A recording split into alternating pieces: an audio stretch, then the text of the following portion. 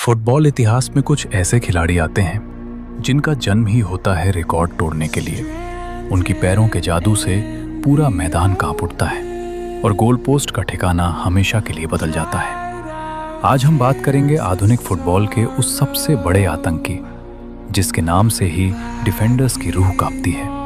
जी हाँ, Erling Haaland. 2000 साल की 21 जुलाई इंग्लैंड के लीड्स शहर में जन्म लेने के बावजूद उनकी जड़ें नॉर्वे की ठंडी और बर्फीली मिट्टी में गहराई से समाई हैं।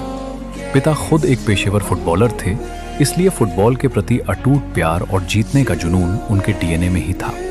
ब्रायन एफके के उस छोटे से मैदान से शुरू हुआ उनका सफर मोल्डे, रेड बुल साल्जबर्ग और बोरुसिया डॉर्टमुंड की गलियों से होता हुआ आज मैनचेस्टर सिटी की नीली जर्सी तक पहुंच गया है। विश्वजयी बनने का उनका ये सफर वाकई कामयाबी की एक नई कहानी है।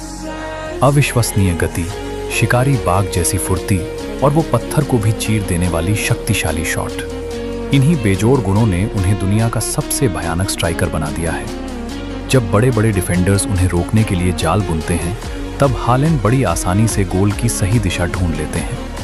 लेकिन क्लब फुटबॉल में इतनी सारी उपलब्धियों के बावजूद उनके दिल में एक बहुत बड़ा अफसोस हमेशा से दबा हुआ था, अपने देश के लिए वर्ल्ड कप जीतना। आखिरकार वो ऐतिहासिक घड़ी आई। पूरे 28 साल के लंबे इंतजार के बाद नॉर्वे ने फुटबॉल के इस महाकुंभ में जगह बनाई और उस रूपकथा के असली नायक थे खुद एर्लिंग हालैंड। टूर्नामेंट शुरू होते ही वो एक ऐसी गोल मशीन बनकर सामने आए जिसे रोकना नामुमकिन था। एक के बाद एक मैच में उन्होंने प्रतिद्वंदी की रक्षा पंक्ति को चकनाचूर कर दिया और पूरी दुनिया की निगाहें उन पर टिक गईं। सिर्फ 4 मैचों में 7 गोल।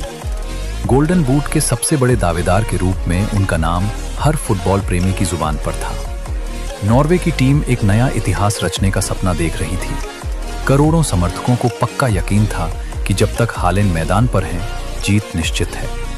लेकिन क्वार्टर फाइनल में उनके सामने खड़ी थी एक दीवार, शक्तिशाली इंग्लैंड की टीम। उस मैच में नॉर्वे ने आखिरी क्षण तक हार नहीं मानी, जी जान लगाकर लड़े।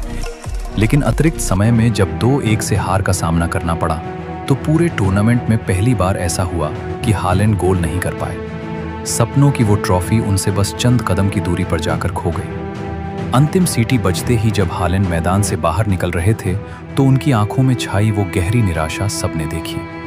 उस दिन करोड़ों फैंस का दिल टूट गया। लेकिन हालैंड हार मानने वालों में से नहीं है, क्योंकि असली चैंपियंस सिर्फ ट्रॉफी जीतने से महान नहीं बनते, बल्कि हार के बाद बार बार उठकर खड़े होने से इतिहास लिखते हैं।